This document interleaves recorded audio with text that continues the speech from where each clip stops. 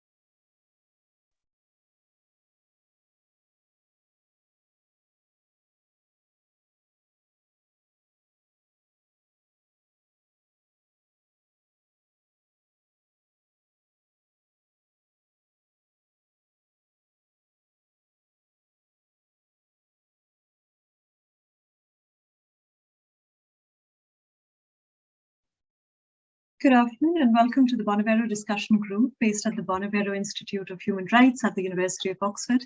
So we meet Tuesday afternoons during term time, Oxford term time, and we remain online at present, and we hope that enables more people to join from across the globe. Our presenter today is Matthias Malman, who is the chair of philosophy and theory of law, legal sociology and international public law at the University of Zurich. Since 2005, Matthias has been a recurrent visiting professor at the Central European University, which is based in Budapest, and now it's based in Vienna.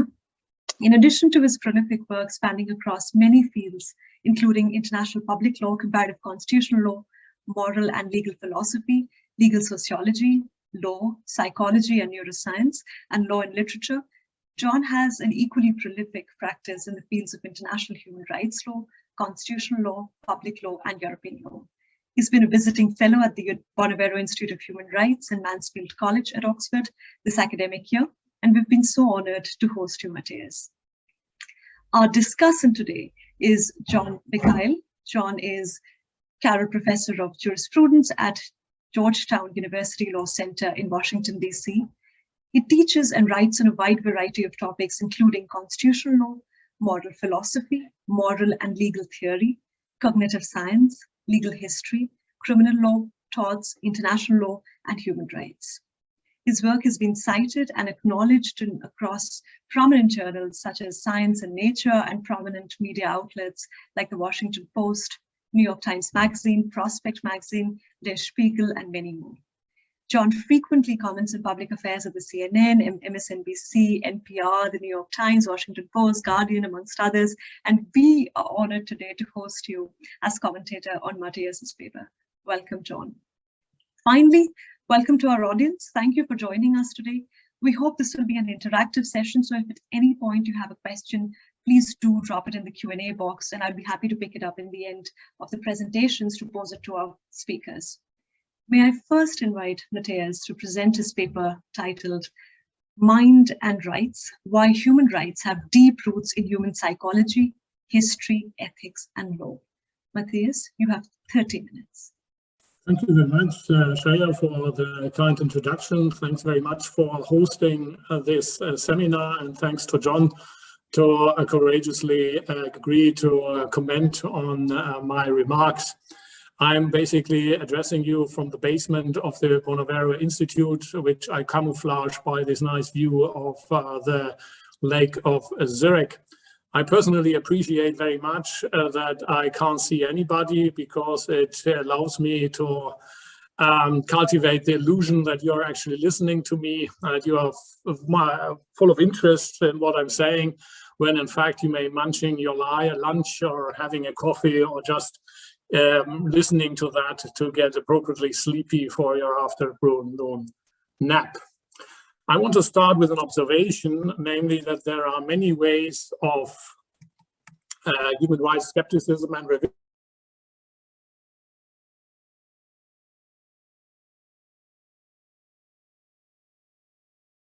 revisionism current theory and philosophy of moral psychology, cognitive science, and neuroscience.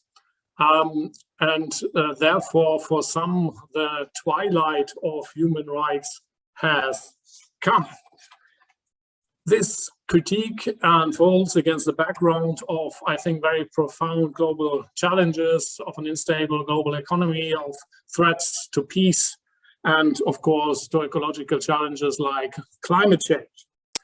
It unfolds against the background of consolidated authoritarianism around the world, in newly victorious authoritarian systems in some countries, and particularly worrying, the self-destruction of democracies and human rights cultures, for which the storm on the Capitol has become a paradigmatic case. Well, the starting point of my remarks is the observation that the protection of human rights is as urgent as ever, but that the political, theoretical, and philosophical base of human rights is in danger of eroding. And there is a new kid on the block in some influential contributions of current moral psychology and neuroscience. You find the doubt expressed that for fundamental moral intuitions constitutive of the human rights project enjoy actually sufficient epistemological validity to guide our actions. Human rights are explicitly taken as the expression of skewed human thinking. Cognitive processes from this point of view don't lead to insights, but to false beliefs and cognitive illusions. In a certain sense, the malign demon Descartes talked about reappears, is conjured up, and this malign demon is residing within us. It's the cognitive machinery of our moral judgments that actually leads us astray. So the epistemological nightmare of early modernity is actually the truth behind the apparently pleasant facade of moral reason. That is mildly unfortunate, I think, because the struggle against new forms of authoritarianism depends on a better political alternative of human social life, because without such an alternative, this struggle will be aimless and futile. So how do we get a grip on the problem? One way, I think, to tackle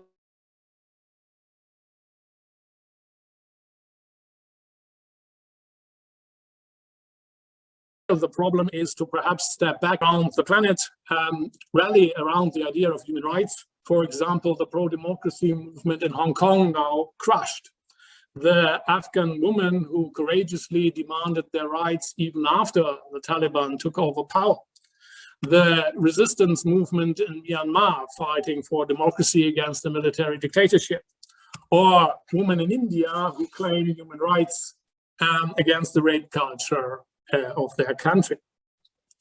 And there's a new challenge, perhaps formulating an interesting philosophical problem, namely the problem of the diachronic universality of human rights, and that is the rights of future generations, not limited, but of course, especially in the context of climate change.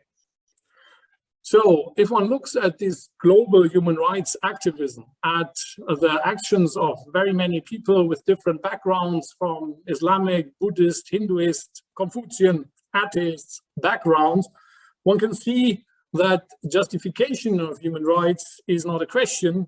The deep justification is actually the reason for courageous action.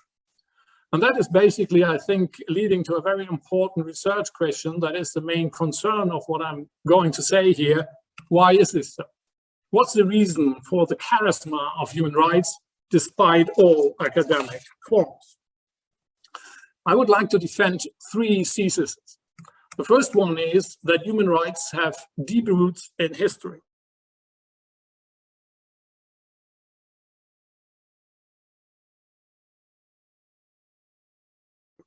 And that does not entangle nor a secular theodicy in disguise. There's no backward projections of current ideas to legitimize current political projects. And the key, I think, to understand this is that you have to include into a history of human rights normative phenomena that are not human rights, but provide building blocks to actually develop this very particular idea. The second thesis is that human rights are well justified by human anthropology, political theory, and certain well-defined normative principles. And third, psychology, cognitive neuroscience, and evolutionary theory give no reason to actually abandon the project the people in Hong Kong, Afghanistan, Myanmar, or India so courageously fight for. The critique of human rights as being nothing but a cognitive illusion is ultimately unconvincing, and nothing in human psychology actually undermines the idea of human rights. On the contrary, there I think are very interesting constructive possibilities for a rich explanatory theory of moral cognition giving rise to human rights. As we all know, the law of human rights is today multi-layered.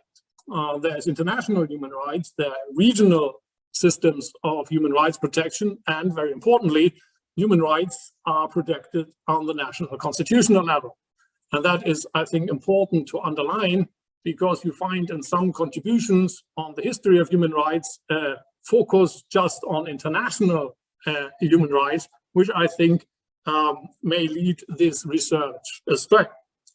A central catalyst for human rights as mandatory international law was, of course, apart from the Genocide Convention, the International Convention on the Elimination of All Forms of Racial Discrimination. A key actor to bring this about was PostColonial Jamaica, which was quite active in the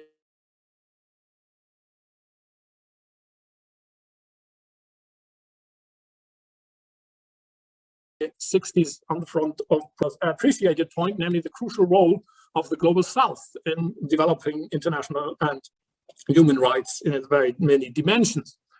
And one example is the role of the Global South in reference to the development of the Universal Declaration of Human Rights.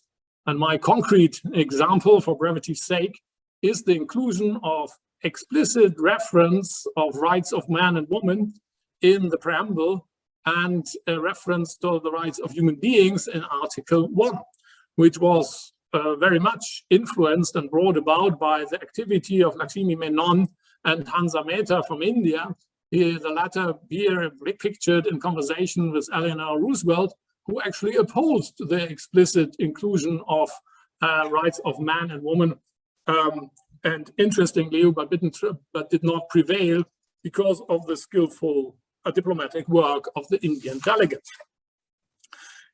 But not only did the Global South significantly contribute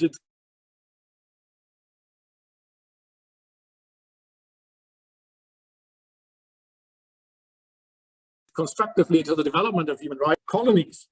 And a background idea was something that I would like to call colonial relativism. That is the idea that human rights should be selectively applied to imperial states, but not to the colonies. The technical device to bring about this desired legal aim were colonial application clauses. Colonial application clauses, which basically provided for the human rights regime only applied to the imperial states, but not to the colonies as such. You find that in the UN Charter and in the European Convention on Human Rights, though not so in the Universal Declaration, because in this latter case, the colonial powers had less of a say and less interest, because it was not a mandatory human rights instrument. The background of this colonial relativism, obviously, was often racist relativism, namely the idea that people in the colonies were not developed enough to actually enjoy and be entitled to have human rights. Another thing which I think is important if we think about the history of human rights in the post-war area was the brutal suppression of anti-colonial movements of the French in Vietnam and Algeria and the British in Malaya and Kenya, to just name these examples, with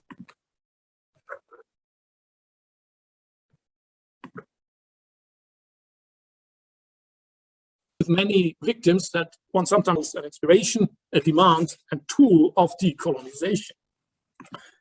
The tragic political history of post-colonial dictatorships is also significant for the history of human rights, I think, illustrated here by the regime of the Shah in Iran, of Idi Amin in Uganda, and of Pinochet in Chile. It shows the danger of dissociating the right to self-determination and human rights. It also shows another dimension of the active role of Western powers to prevent the existence of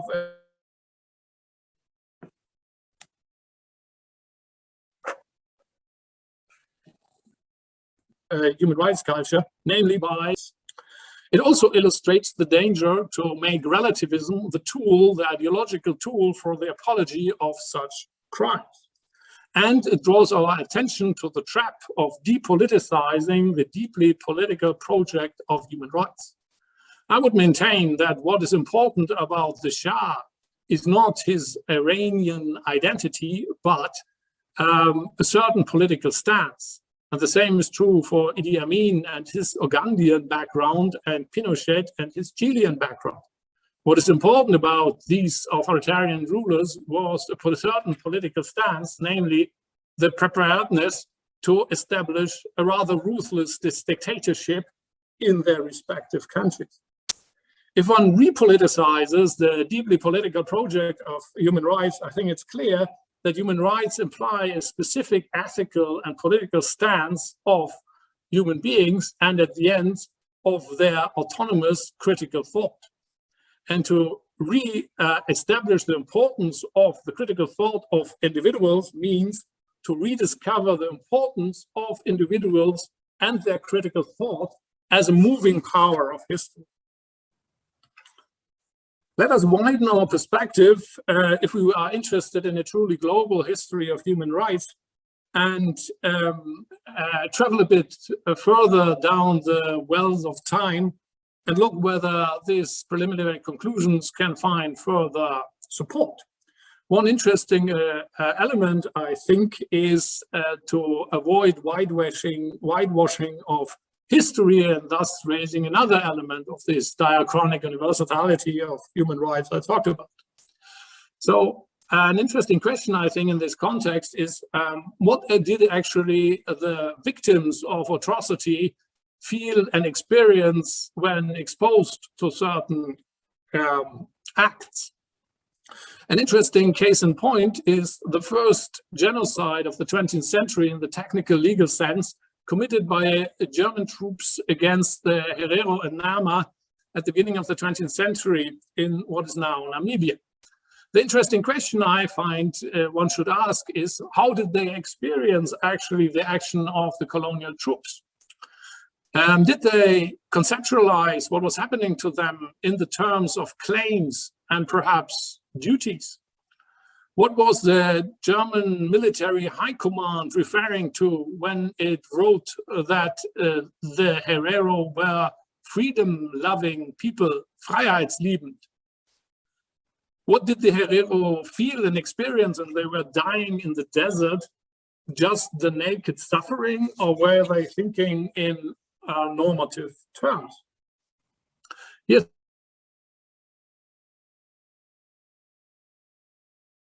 Another example of this kind of things that are the abolition of slavery and then British Gambia at the turn of the 20th century.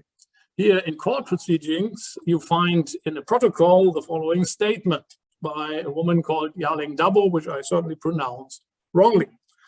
It was against my wish that prisoner came to me at night. Being a slave, I was afraid. I was a prisoner as a slave. Nobody has put the word slave into my mouth. Prisoner himself used to tell us that we were his slaves. That is all the reason I have for saying I'm a slave. It is not because I was beaten that I say that I am a slave. All the world beats, not because I make rice farms.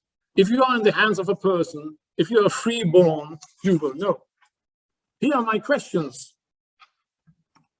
Does Yaling Dabo's testimony simply report the brute fact of harm? Or is there a normative dimension to her suffering? Did she think in whatever terms that she could justifiably demand that this is not happen and that the slaveholder was bound not to rape her, even though the customs of a slave society were on his side? What are the reasons why this is naturally assumed for European women of this time, but not for her? Conversely, what are the reasons to think that the experience and evaluation of both African and European women share crucial common elements? Does rape only constitute a normatively evaluated harm after cultural development comparable to that of Europe? And what about Dabo's longing for freedom? Did it have a normative dimension, or was it just a non-normative wish, like I wish I could fly? If one thinks it's implausible to deny this inner dimension, and perhaps even tainted with racist prejudice, to deny a rich inner world of suffering of the victims of these kind of atrocities, I think it's crucially important to try to understand in what kind of normative terms the victims of European barbarities actually thought about the things that happened to them. If one writes human rights history with this widened perspective, I think one has to account for two important building blocks of human rights, namely the material content of human rights, like liberty or certain material means to a dignified life, and the category of claim rights itself, of subjective rights. You sometimes find the idea in human rights literature that this category of subjective rights was an invention of the medieval glossators. That is not an innocent claim, because it denies that not only ancient high cultures, Sumerian, Babylonians, Greek, Romans, Chinese, Indians, had no such concept. It also denies that concept to those non-European cultures we were just talking about. They were just moral blank slates from this perspective, at least in this respect. But I think that's not tenable. There's a rich amount of evidence of sophisticated systems of subjective rights in law and culture, explicit and implied.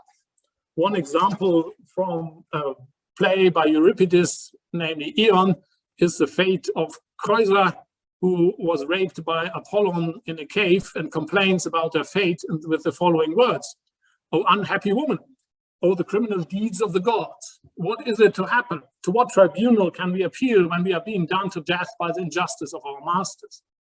That seems to be hard to understand if you are not applying the idea of certain basic claims, here the fundamental archetypal claim not to be harmed.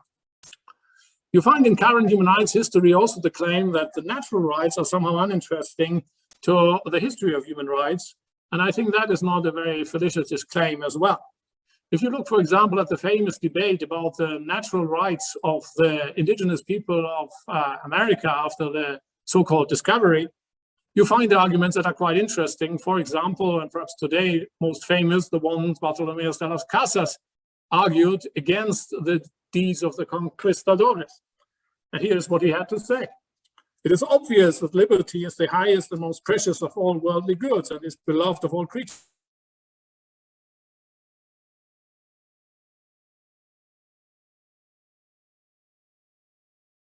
Both sentient and non-sentient, and non-free, uncoerced will, then everything is based only upon duress and violence, is unjust and perverted, and is null and void according to natural law. For this turns the state of freedom into that of servitude, which is the greatest detriment apart from death." Seems to me ill-advised to disregard such statements if you truly want to write a history of human rights. Any such history has to face the problem of exclusion. We all know that documents, and even more so theories of human rights, are incomplete and exclusionary. In historical predecessors, one finds well-justified rights not included and implausible rights included. So, for example, freedom of belief was classically excluded from any rights catalog by important authors, for example, Locke. An important author like de Wattel justified a natural right to abduct women under necessity, though not to rape them and force them into a partnership. We all know that many human rights and rights catalogues more generally excluded large groups of persons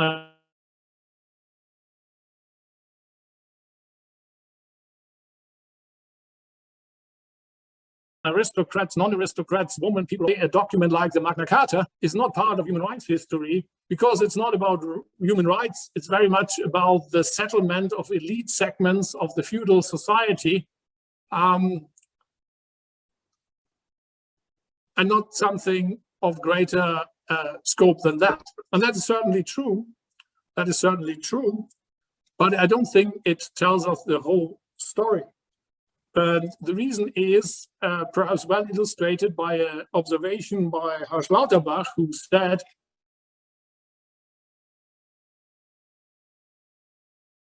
that the historic value of any single pronouncement is dependent upon the degree of its completeness. And there is an important insight here, namely, if you guarantee the rights for some, this may raise a subversive question, namely, why guaranteeing the rights for some but not for all? So the rights for some, I think, and that is the central lesson, spearhead the rights for all. So human rights history, I think, tells us that we need to include phenomena that are not human rights, including cultural manifestations and normative implications of human struggles. And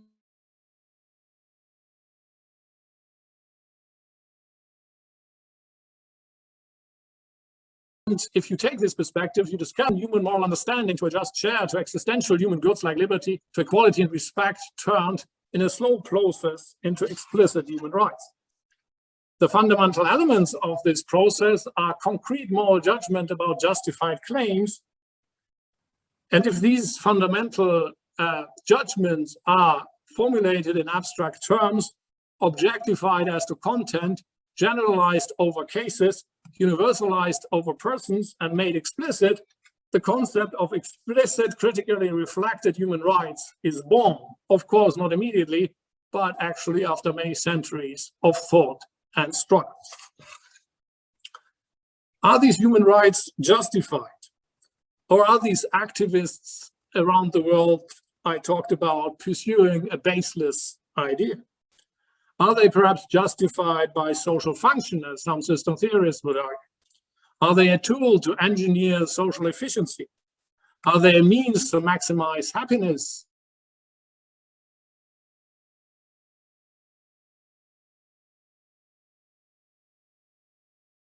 Of the greatest number? Are they, or perhaps by needs, interests, or capabilities? Are they born by an international political practice? Or are they an element of eudaimonia, the life lived well?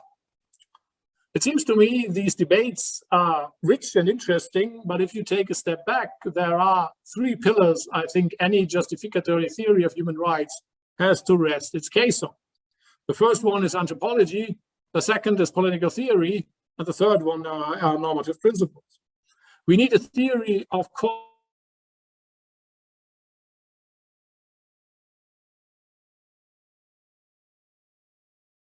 human goods, which is selective and critical anchoring, some working assumption about normatively relevant, universally shared characteristics of human beings. For instance, if you're talking about the right to education of women or girls, you have to assume something about the need, the interest, the desire of girls and women to actually learn, grow, and think. If you talk about the bodily integrity of women, you must argue that beating hurts and humiliates Afghan women as much as women in Zurich from the District 4, where I hope you all will once have a coffee. And I think the same is true for the more sublime elements of human rights, for example, liberties and the taste of autonomy, for equality and its appreciation of the common core of humanity, the just share to the access of the goods produced in human societies, and of course, for respect and the desire of recognition that moves us all. We need also a political theory of human rights that tells us why it is good to protect those human goods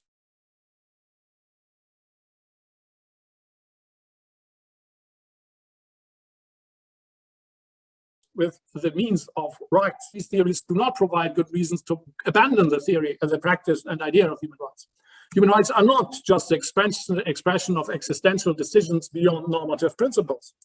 They are not ineffective ethical and legal border dash. They are not means of economic disempowerment. They are not handmaidens of performative power. They are not an impediment to post-colonial world-making. They are not a tool to perpetuate the subjection of women and other identities. They are not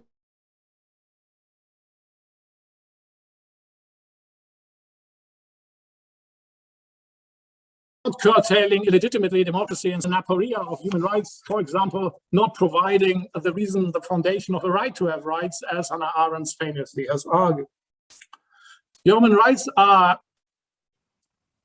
instead means of the ethical and legal entrenchment of the protection of certain goods that empower human beings to be subjects of their own personal life and history of human development.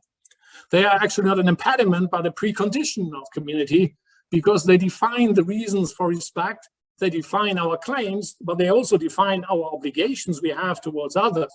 And it's important to realize that any human rights catalog defines the limits of rights as well, because of the rights of others and other community concerns.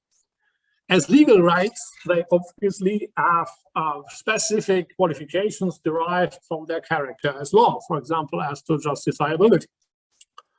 I think it's decisive for the political theory of human rights to stay aware of one of the central imperatives of the 20th century, formulated by, I think, a core insight that these crimes provide for all of us.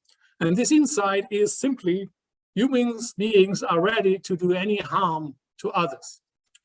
As Wassily Grossman, as one of the first witnesses of the crimes committed in the concentration camps, noted, we must remember that fascism and racism will emerge from this war, not only with the bitterness of defeat, but also with sweet memories of the ease with which it is possible to commit mass murder.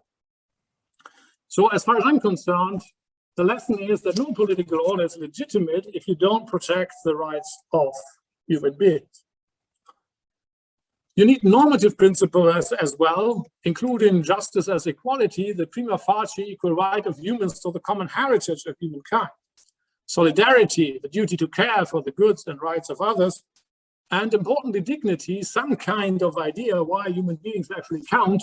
But it seems that it doesn't make sense to protect the goods that human rights are concerned with if the beings for which these goods are actually goods has no particular worth. As I said, and that's my penultimate point, there's a new kid on the block, namely the moral psychology of rights. That addresses, I think, an important task, namely the theory of moral and legal understanding. A task requiring arts and pains, because the understanding, as John Locke said, like the eye, whilst it makes us see and perceive all other things, takes no notice of itself. You find in the philosophy of language the famous note by Wittgenstein that language is bewitching our thought. And you find sometimes in moral psychology the same or parallel claim, namely that our moral judgment is actually bewitched by the inner cognitive machinery of our mind. And that leads me to the neuroscientific and psychological attack on human rights. And I want to give you two short examples of that.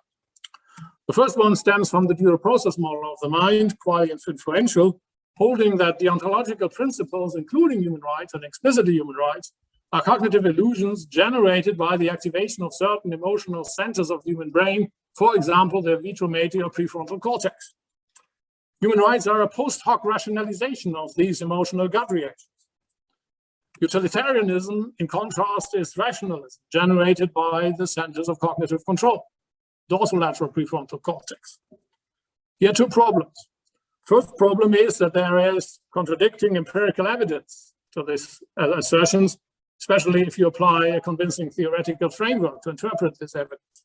Second, it's self-refuting, because utilitarianism, which is taken to be rationalism, relies itself on principles of equality that are not consequentialist, and thus, according to this theory, themselves post hoc rationalization of emotional gut reactions.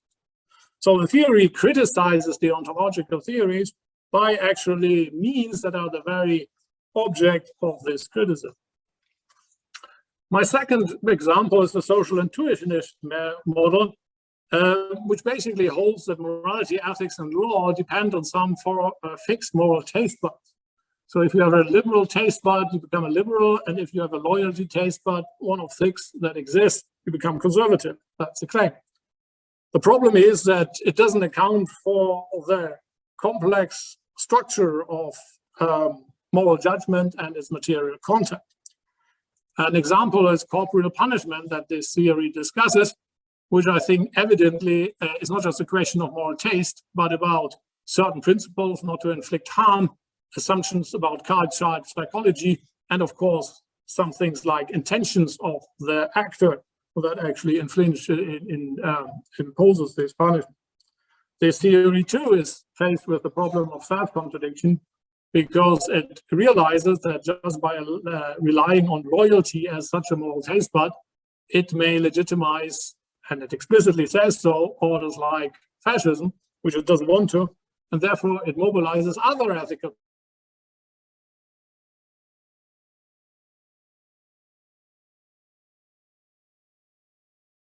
principles without telling us where these areas of moral cognition that thinks about the moral faculty that human beings may share, which provides a structural analysis of intentions and actions over abstract categories.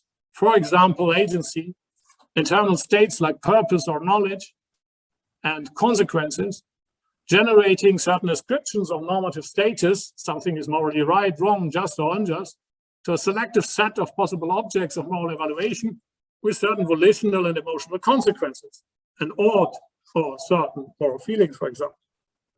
So there are normative categories like agencies, duties, and rights, a specific normative cognitive space accessible from a first-person perspective with certain well-defined qualia that create this qualitative space, and a limited set of objects of possible moral evaluation.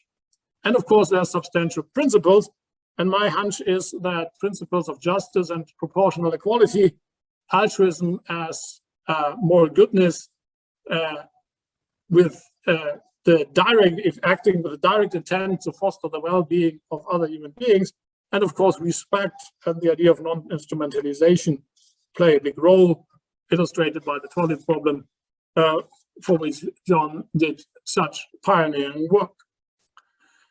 There's a variety of evidence. That's not a speculative theory.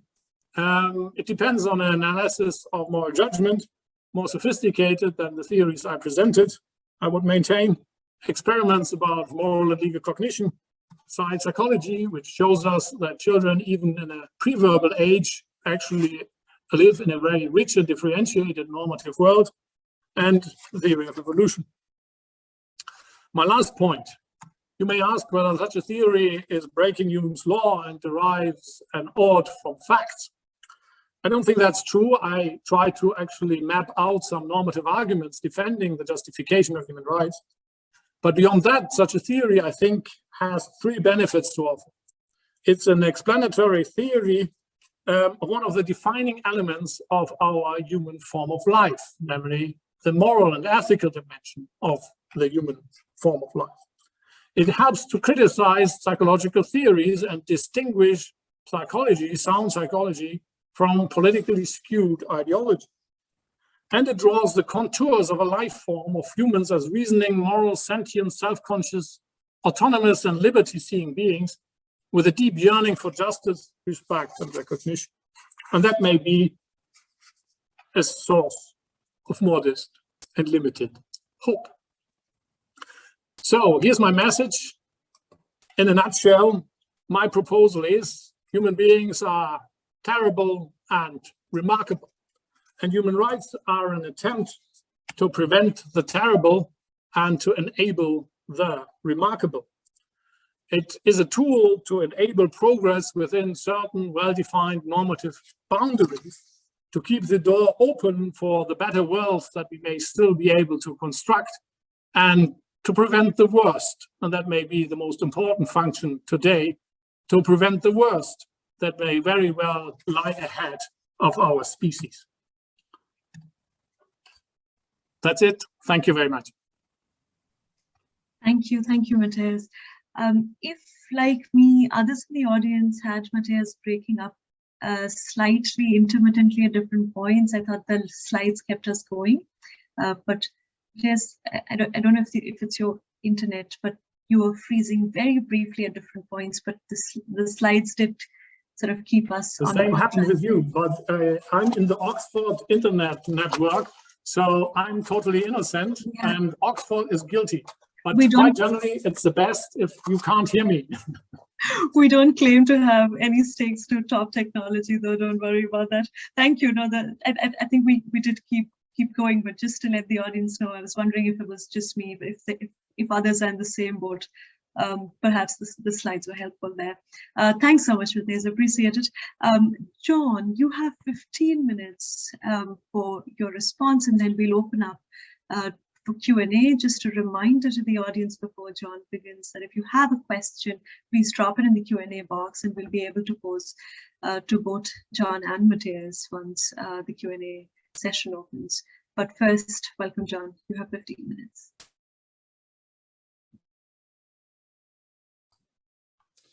Thank you so much. It's a pleasure to be here today. I want to begin by congratulating Matthias on his book manuscript. I've had a chance to begin reading it, and it's clear to me that it is a magnificent achievement. It will be an essential text in ethics, legal theory, and human rights. And one feature that I'd like to highlight in particular, which I think was on display in Matthias's remarks today, is how broad the scope and how comprehensive the treatment of the topic is in his hands. His book is a rare combination of insights from technical law, the law of public international law and human rights, moral philosophy, history, which he emphasized today, and I think that's enormously important, and cognitive science. It's really an impressive synthesis, and I commend the book to all of you, which I believe will be published soon. My remarks today will track Matthias's talk for the most part, and I'd like to work through his argument and at some points make amplifications and additions of my own, and in a few cases to offer some skeptical challenges. So he suggests that we can begin to get a grip on the problems faced by a theory of human rights by looking outside of academic settings to actual human rights movements around the world.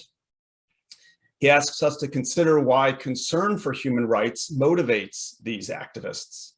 Why aren't they inhibited by the alleged intellectual deficiencies in the justification for human rights? Why instead do they press forward with courageous political action, even in the face of great resistance? Matthias's answer rests on three claims. First, human rights have deep roots in human history. Second, human rights are in fact well justified. And third, natural science, and in particular fields like moral psychology, cognitive neuroscience, and evolutionary biology, that those fields do not provide good reasons for giving up the human rights project. As he says, with respect to moral psychology, no insights about moral psychology undermine the idea of human rights. That's the argument in a nutshell. And what I'd like to do, as I said, is work through some of its elements and make some comments along the way. So Matthias argues first with respect to history that the global South has played a critical and underappreciated role in the history of modern human rights regimes. He also argues that the global North has often stood in the way of progress in the area of universal human rights by engaging in what he calls colonial relativism, racist relativism, the brutal suppression of anti-colonial movements, and complicity with post-colonial dictatorships. And he offers the examples of Iran, Uganda, and Chile. Now, with respect to this point, I want to agree with him and amplify his core thesis. And I'd like to do that by offering a few additional examples drawn from moral and political philosophy.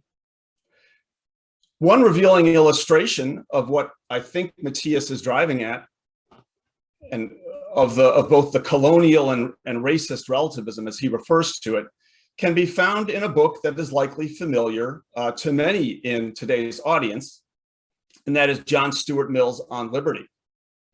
Mill was an admirable philosopher in many respects, and his essay is powerful and beautifully written. Yet there are troubling limits to his enlightened liberalism that reflect the concerns highlighted by Matthias.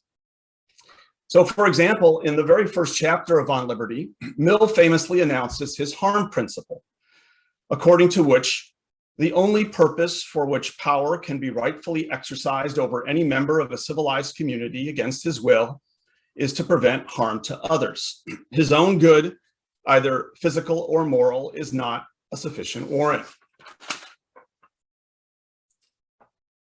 That's a powerful and important principle, but in the very next paragraph, it becomes clearer what Mill means by a civilized community. For he tells us that those backward societies in which, quote, the race itself may be considered as in its non-age, can be excluded from his principle. Mill writes, despotism is a legitimate mode of government in dealing with barbarians. So rulers full of the spirit of improvement in these uncivilized societies are warranted in using any means necessary to achieve those ends. In short, human rights apply to people like us, not to people like them. This is but one example of the type of racism and colonialism that infects even some of the best work in philosophy and the theory of human rights. And I think it's to Professor Malman's credit that he is squarely confronting this issue. Two other examples along the same lines, which I'll spend less time discussing, but I think are worth mentioning, pertain to John Rawls and H.L.A. Hart. So the American philosopher John Rawls, for whom I have great admiration and have written about extensively, published a book late in his career called The Law of Peoples. And in it, he discusses an invented society that he calls Kazakhstan. It serves as an imagined example of a decent hierarchical people in Rawls's theory.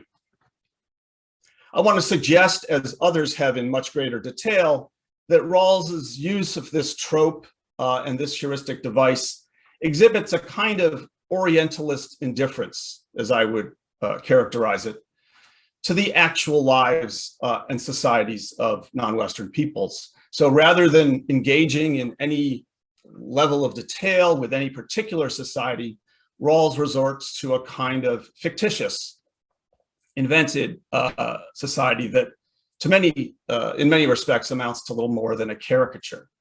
And I think it's an unfortunate feature of his theory, and again exhibits and illustrates the point that Matthias is making.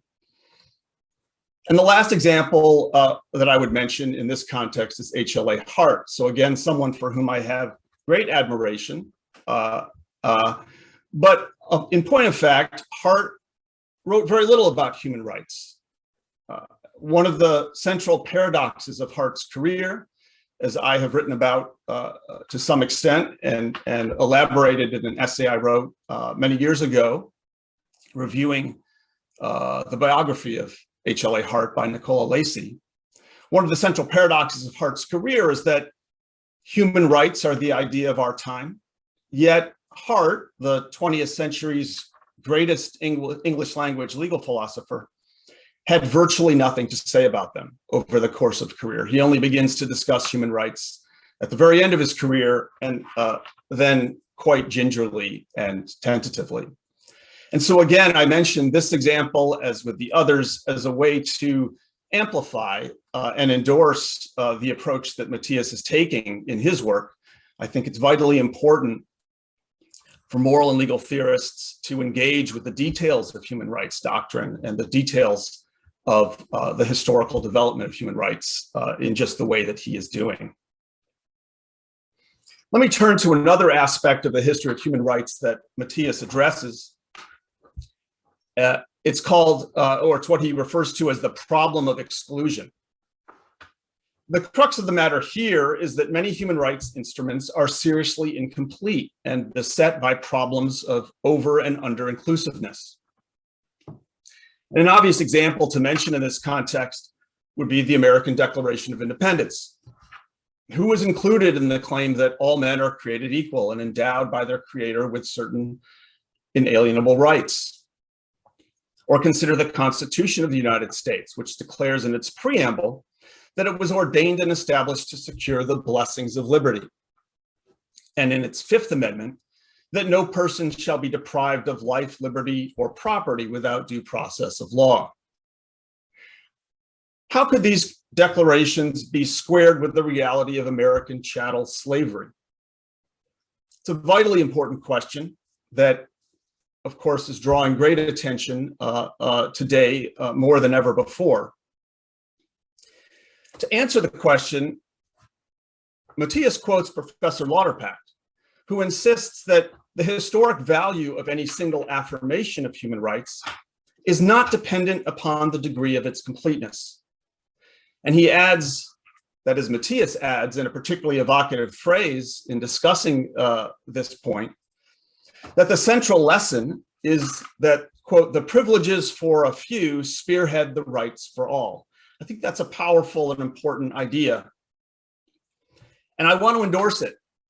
And so, although the point is controversial and merits much fuller discussion than I can offer here, it seems to me that Matthias's approach to these issues is not only defensible, but in line with what the best scholars of abolition, in the case of slavery, such as Manisha Sinha, have taught us about the full historical complexity of what she calls the slave's cause.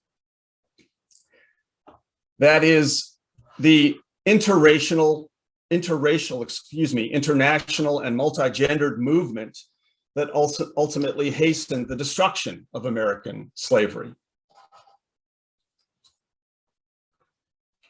I believe, although I can't demonstrate the point here, that this rich history that Sinha and other scholars have documented reinforces Matthias's claim that the main engine of human rights has always been what he calls the concrete moral judgments of a common moral understanding about values such as liberty, equality, respect, and human dignity.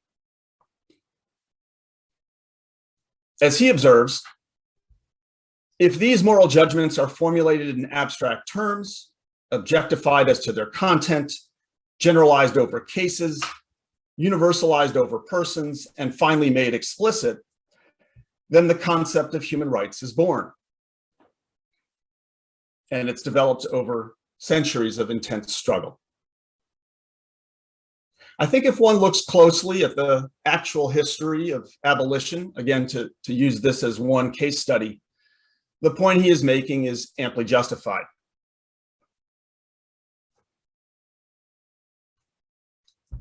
And perhaps we can discuss that matter in more detail in the Q&A and subsequent conversation. Let me turn now to the second thesis that Professor Malman defends, or the second topic that he takes up, and that's the issue of justification. Here he emphasizes the complexity of the problem and contends that any plausible theory of justification must rest on three pillars: a theory of human goods, political theory, and normative principles. With respect to a theory of human goods, he says that what we need is an anthropological base.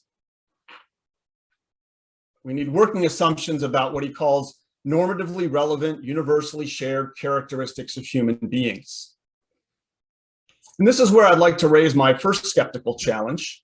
As he knows well, and as I imagine many in the audience are aware of, there is a growing literature in cognitive science and anthropology and evolutionary psychology that draws attention to the fact that the vast majority of intellectual work in this area, the vast majority of scholarship and research, has traditionally been focused on what the Harvard cognitive scientist Joe Henrich calls weird subjects. That is, Western, educated, industrial, rich, and democratic, or people from those societies. And Henrich and others have argued that it's a major weakness of the field and a major problem for theorists of human universality that so much empirical work in this area has been skewed towards the study of weird subjects. My question for Matthias, and maybe it's something that he can address later on, is really a methodological challenge. The fact of the matter is that to study non-weird populations in any systematic way requires a tremendous amount of resources, time, manpower, money, and it's not easily done. It does seem to me that Heinrich and colleagues have a point that those of us who are inclined to theorize about human nature do in fact need to attend to the full diversity and scope of human societies, but that the problem raised by the skew towards weird populations is a real one. And so I'd be interested to know how Matthias would respond to that challenge, insofar as his theory of human goods rests on an anthropological base. My second challenge in this part of his talk has to do with the series of things that he contends human rights are not. He has a list of assertions involving things like the expression of existential decisions, means of economic disempowerment, handmaidens of power, tools to crowd out egalitarian politics. These are all things that he contends human rights are not. The point I would raise, or the challenge I would make, is that this section of the talk perhaps requires more argument. Obviously, his time was limited, so he simply listed the claims here, but I would be interested to know at some greater length what his more elaborate defense of these assertions amounts to, because I could imagine a skeptic arguing that this part of the argument really amounts more to a matter of assertion than argument. So the question would be, what is the deeper defense of those claims? And finally, the third point I would raise with respect to his discussion of justification is a little bit more granular. It has to do with two questions that might be asked about his discussion of normative principles. So he says, or includes in this part of his discussion, justice as equality, solidarity, and dignity. He calls these three concepts the normative well springs of rights. My two questions are, first, what does he mean by justice as equality? Aren't those concepts arguably distinct?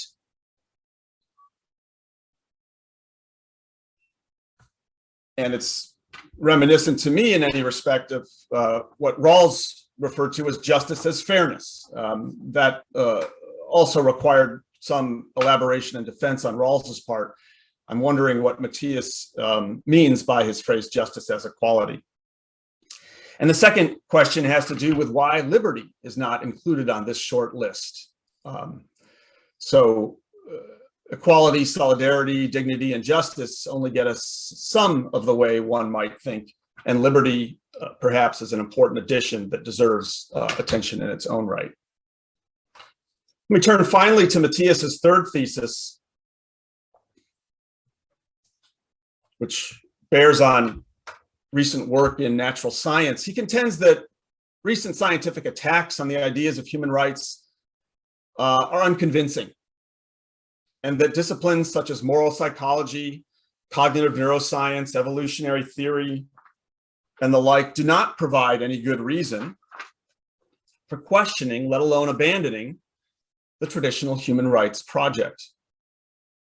He focuses on two such attacks, as he terms them. One comes from the direction of dual process theory, and the second from social intuitionism. And I don't want to work through the details of this part of his argument. There's a lot to say here, but I would like to make one point that, again, amplifies and reinforces what I think Matthias is arguing. He says that both of these theories, dual process and social intuitionism, tend to be self-refuting. And in the case of dual process theory, he says that that's so because the utilitarianism on which it rests relies upon principles of equality that are themselves post hoc rationalizations of emotional reactions. I think that's right. And I want to add to the mix the fact that philosophers who have taken the closest look at this question, I think, would agree with him. So I have in mind in particular the 19th century British philosopher Henry Sidgwick. In the preface to the 6th edition of the Methods of Ethics, Sidgwick writes a short set of remarks that are really quite revealing about his attitude towards his own project of defending utilitarianism. And he says two things that I'd like to highlight here. The first is that in his view, the opposition between utilitarianism and intuitionism rests on a misunderstanding. And his reason is precisely the reason that Matthias offers, which is to say that at the base of utilitarianism is an intuition about equality. And that's why the opposition is misguided. And Sidgwick identifies his own mature perspective this way. He says he is a utilitarian, but on an intuitional basis. So again, I think this supports Matthias's argument in a way that is worth noting.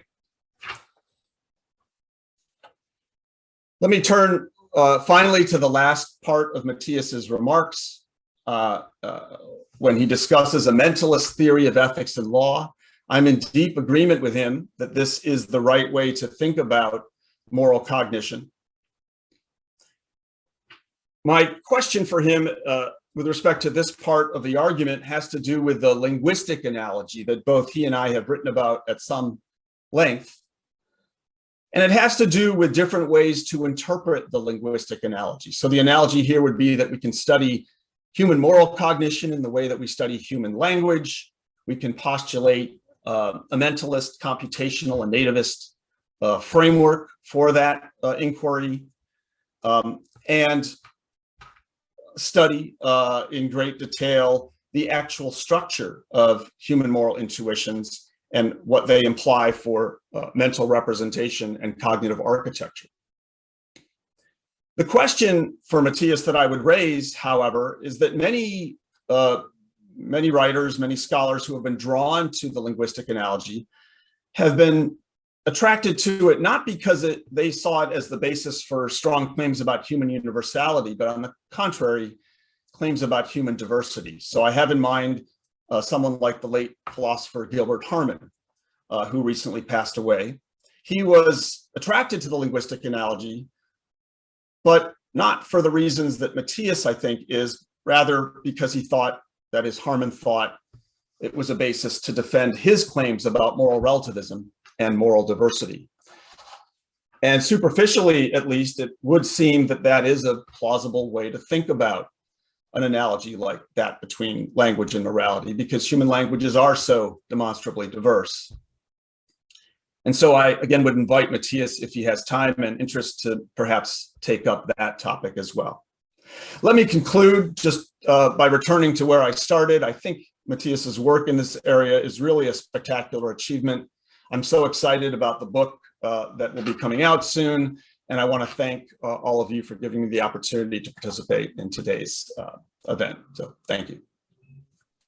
Thank you so much, John. Matthias, before we hand over back to you for responding, John, I want to pose a couple of questions which have come in, and perhaps you can then pick and choose what you would like to respond to.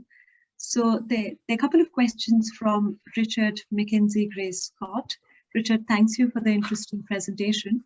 The three questions are: first, in terms of human rights being justifies, as Matthias mentions, does he consider human rights, in particular human rights law, to be capable of treating the causes behind societal problems he mentions, example, racism, sexism, climate change, or that human rights is limited to treating the symptoms of these societal problems? That's the first question. The second is, on human rights apparently not being a basis for economic disempowerment, what about the right to development being used as a justification for changes across states in which powerful market-driven actors develop a state through, for example, foreign investment, but negatively impact local populations, whether in terms of labor exploitation or environmental pollution? That's the second question. The third question is, do you think certain actors use the language of human rights to mask their practices that are arguably contrary to the very normative basis of human rights? Those were the questions from Richard. There are a couple of questions, Matthias, from Professor Dr. Lutz Winkert. The first one is, what is the meaning of roots? Roots could mean A, explanatory origins, B, foundational justifiers, and A and B, if they're compatible, but they're not certainly equivalent. And for this question, roots could also mean that human beings are confronted with problems originating from the universal life form. Human rights might be conceived as the best available solution for such problems. The second question is, as regards challenges to human rights, do you think that identity politics promoted by the new cultural left belongs to these challenges too? So those are some of the questions, Matthias. You have 8 minutes to respond. Thank you. I read them in the chat because you were frozen too. So I'm deeply honored by these comments. And I thought I could have listened to the comments for another hour. And so I just have to offer a few thoughts. And of course, I left huge gaps in my argument, so you all buy my book, which actually I intend to publish open access, so you don't have to spend a penny for it. But I think there are very important points, obviously, that were raised, and let me just try to get through it as quickly as can and as insufficiently. And if those who have asked questions have any particular interest to discuss with me further, please contact me. First point of John, the problem of the selectivity of anthropological perspectives. I totally agree, and that is one of the motivations why I'm keenly interested in the perspectives, for example, of the Hereros when subdued by the attack by the colonial forces. And as I said, interesting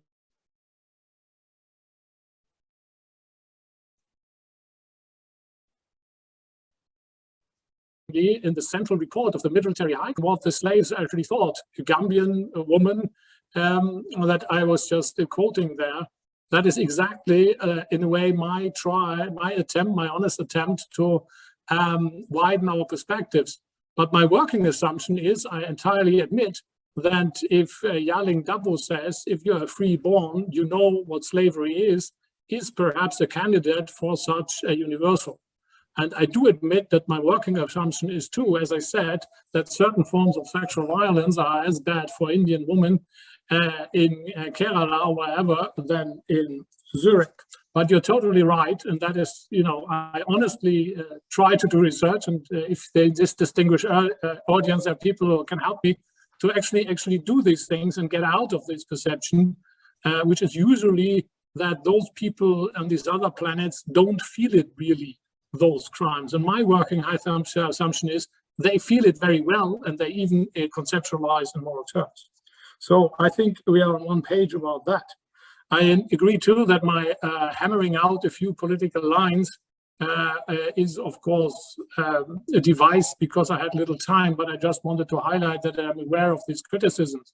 But just to make one point, because the discussion that human rights are actually bad for egalitarian politics. And I don't think that's true. And not only because there are equality guarantees and there are social rights, at least in some legal systems, quite powerful one actually, but even, political rights, the classical rights of freedom of opinion, freedom of association, just look around the world and think about the importance of unions. To create something like social equality is, in my view, hardly possible without empowering people to actually pursue politically such gains. And it's not by accident that, egalitarian activists are simply killed in certain systems, can't create a union, their association is crushed, and then no egalitarian project will take off the ground. And by the way, I belong to those kind of people who haven't forgotten the tragedy of socialism, which implied, I think, the dissociation, at least in then the dictatorial element of it, the dissociation of certain claims to equality from important human rights, something, by the way, which was included in important Marxist philosophy, for example, by Ernst Bloch in his book Naturrecht and menschliche Würde, Natural Rights and Human Rights. So, and I think I could say more about these things, and of course in my marvelous books I answer all these questions, but you're totally right that that is a need, but I try to actually do that. The third point is justice as equality. That's true. I would just say justice is a kind of, in debates, somehow of an underdetermined concept, and I try to spell out that the background is, in many cases, not necessarily justice of results, but a relationship of equality between the givenness of a certain criterion of distribution in a certain sphere of distribution and the actual distribution, which is the result of this distributive act. So if the criterion of distribution is your performance in the exam at Oxford, the result will be different, but the equality relation will be still maintained. If your criterion, as it should be for the allocation of human rights, is just your humanity, the equal rights will ensue. But I totally agree with you that that is a major, I think, constructive task if you want to get along, to be precise, preciser than that. But then again, not many theories of justice are currently more precise, I would modestly submit. I'm very thankful about your hint about utilitarianism. Just about one word about the linguistic analogy. I think that's an empirical part or question that one has to answer. And obviously there are cognitive abilities which seem to be universal across the species. I don't think there's any clear indication that, let's say, the ability to do certain kind of mathematical operations is parametrized. So it's an empirical question. You have to find out whether or not that is true. My hunch is that presumably morality is more on the side of these universal capabilities than something else, which is, by the way, in a deep sense, true for the linguistic analogy as well, because the idea is that there is a universal karma NPD. Matthias, you have 60 seconds to wrap up. You're very strict, but there are two more questions which are very important, and just give me, perhaps we can continue 1 more minute or something. So to Richard, I think human rights are very much about the deeper roots and not just the symptoms, because after all, human rights are about a certain culture of respect, of claims that other people have to unfold, to have a meaningful life. And that, of course, has much to do with economic inequalities, to overcome them, development. So I think if you defend human rights, you attack the roots of inequality, of authoritarianism and subjugation of certain groups. And that's Wingert's, not surprisingly, intelligent question. It's first of all an explanation of what is going on. I want to show the moral roots of human rights to understand what we are actually doing. And then from there, you can ask the normative questions, namely how to justify perhaps these moral intuitions that exist. And I personally, I'm at the end, as you realize, I'm one of those guys who think that what is really important in our current situation is to reassert our common humanity and fight for respect for this common humanity. Yes, thank you so much. This is all the time that we have today, but I really appreciate fantastic presentation. And thank you so much, John, for these rich comments. I think the case for everybody going and getting the book immediately is well made. Yeah, and it's not yet so published. Much. Don't forget me for a while. We can't wait for it. And thank you so much for making it open access. Much appreciated. Thank you so much for this excellent afternoon, Matthias, John. Really appreciate you joining. And thank you to the audience for the questions. Thank you for joining us today. We'll see you next week for another Bonavero Discussion Group seminar. Thanks, everyone. Bye now. Thank you. Thank you.